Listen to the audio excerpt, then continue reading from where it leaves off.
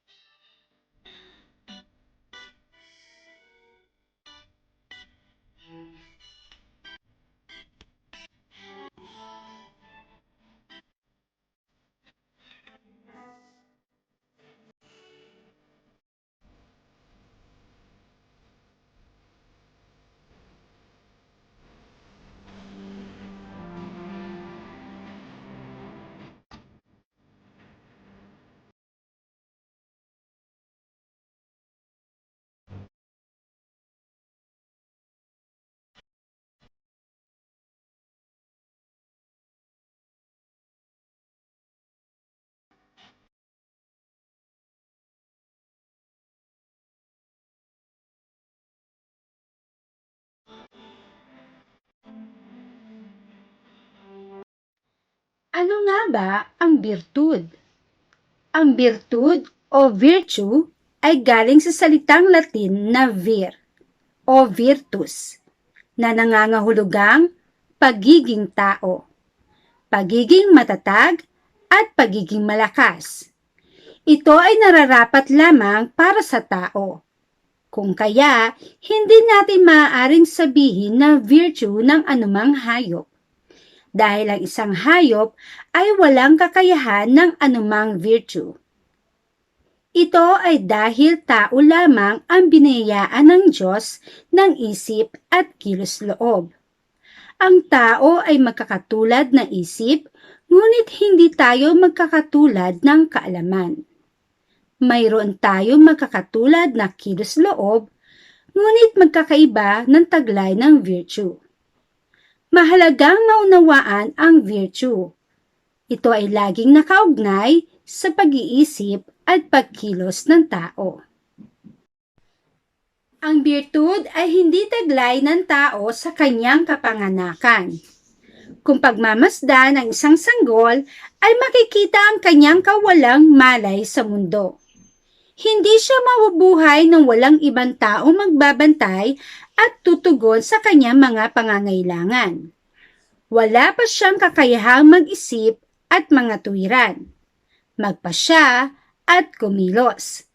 Ngunit sa paglipas ng panahon, unti-unting nakikita ang pagbabago at pag-unlad ng kanyang paglaki. Ang mga ito ay dahil sa gawi o habit. Ano nga ba ang habit? Ang habit o gawi ay mula sa salitang Latin na habere, na nangangahulugang to have o magkaroon o magtaglay. Ang gawi ay bunga ng paulit-ulit na pagsasakilos o pagsasagawa ng isang kilos.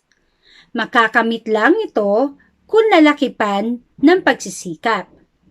Dahil ito ay dumadaan sa mahabang proseso at pagsisikap ng tao, hindi ito mawawala sa isang iglap lamang. Ito ay magiging isang permanenteng katangian na magtutulak sa tao na kumilos ng hindi lamang puno ng kasanayan, kundi may kalakip na kawilihan ng kasiyahan. Ang gawi ang unang hakbang sa paglinang ng birtud. Ayon kay Aristotle, kailangang gumawa ang tao na makatarungang kilos. Ang paulit-ulit na pagsasagawa ng kilos ay tulong upang malinang ang birtud. Subalit ang birtud ay nangangailangan ng pagpili, pag-unawa, at kaalaman. Nangangahulugang ito ng pagkilos ng may kamalayan. Ang birtud ay pagkapasyang kumilos, hindi bagay na nakakabit sa tao at otomatikong lumalabas sa kilos ng tao. Sa makatuwid, ang birtud ay hindi lamang kinagawi ang kilos, kundi kilos na pinagpasyahang gawin ayon sa tamang katwiran. Nakabatay ito sa pagpili, gayon din sa paglinang sa kakayahang gumawa ng tamang pagpapasya sa hinaharap. Halimbawa, ang isang matapat na tao na nagpasyang huwag kumuha ng bagay na hindi kanya ay hindi resulta ng kanyang ginawa sa nakaraan, kundi isang pasya o desisyon sa kasalukuyan na maging matapat. Kaya nga, ang birtud ay hindi hiwalay sa isip at kilos-loob.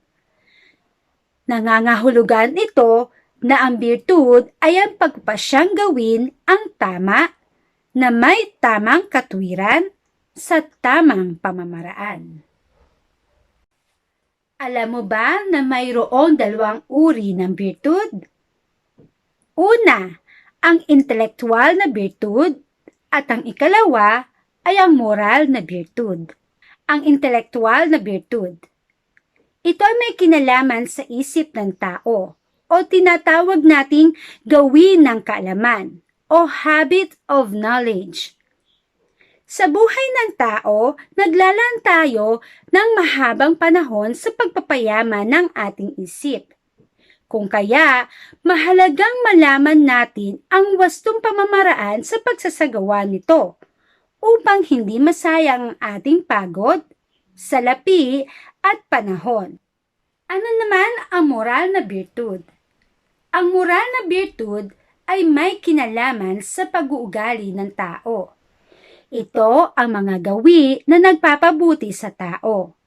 Ito rin ang mga gawi na nagtuturo sa atin na iayon ang ating ugali sa tamang katwiran. Ang lahat ng mga moral na birtud ay may kaugnayan sa kilos-loob.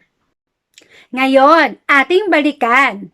Ano ulit ang dalawang uri ng birtud?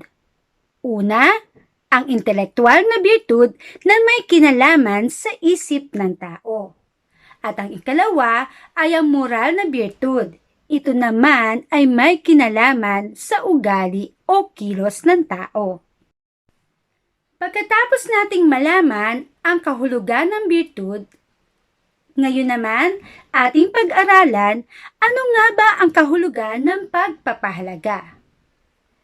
Ang pagpapahalaga o values ay nagmula sa salitang Latin na valore, na nangangahulugang pagiging malakas o matatag at pagiging makabuluhan o pagkakaroon ng saysay o kabuluhan. Mula sa ugat ng salitang ito, makukuha natin na ang isang tao ay kailangang maging malakas o matatag sa pagbibigay halaga sa anumang bagay na tunay na may saysay o kabuluhan. Halimbawa, mapapahalagahan ng pag-aaral kung paglalaanan ito ng iba yung pagsisikap at pagtitiyaga na may kalakip na sakripisyo. Hindi kailanman maaangkin ang pagpapahalagang ito kung hindi tayo magiging matatag o malakas sa aspekto ng pisikal, pangkaisipan o emosyonal. Ang bawat tao ay may iba't ibang pakahulugan ng salitang pagpapahalaga. Para sa isang mamamayan na nilalaan ang kanilang malaking panahon sa paghahanap buhay upang kumita, ang pagpapahalaga para sa kanya ay maaari lamang maihalin tulad sa halaga ng piso laban sa dolyar. Kung tatanungin naman ng isang magulang, ang pagpapahalaga ay mithiin niya na maituro ang tamang birtud sa kanyang mga anak. Ayon naman sa psikolohista, ang pagpapahalaga ay anumang bagay na kaibig-ibig, kaakit-akit, kapuri-puri, kahanga-hanga at nagbibigay ng inspirasyon. Ano nga ba ang kaugnayan ng pagpapahalaga at birtud? Ang pagpapahalaga at birtud ay nagbibigay halaga sa ating tunay na pagkatao. Bagamat magkaiba, subalit magkaugnay ang pagpapahalaga at birtud. Dahil ang pagpapahalaga ang nagbibigay ng kabuluhan o kalidad sa buhay ng tao. Kaya't ito ay pinagsusumikapan ng tao na makamit ayon kay Ayn Rand. Ang birtud, ayon din sa kanya, ay ang mabuting kilos na ginagawa ng tao upang maisakatuparan ang pinapahalagahan. Ito ay ang moral na gawi na nagreresulta ng pagkakamit at pagkapanatili ng pagpapahalaga. Sa makatuwid, kung ang pagpapahalaga ang layunin o tunguhin ng tao, ang birtud ang daan upang makamit ito. Ang ating pinagpapasyahang mabuting kilos kung paulit-ulit nating isasagawa ay magiging gawi na kalaunay magiging birtud. Mga birtud na magagamit naman natin sa pagsasakatuparan ng ating pagpapahalaga. Nagsisimula ang lahat sa tamang pagpili ng isasagawa o pagpapasya.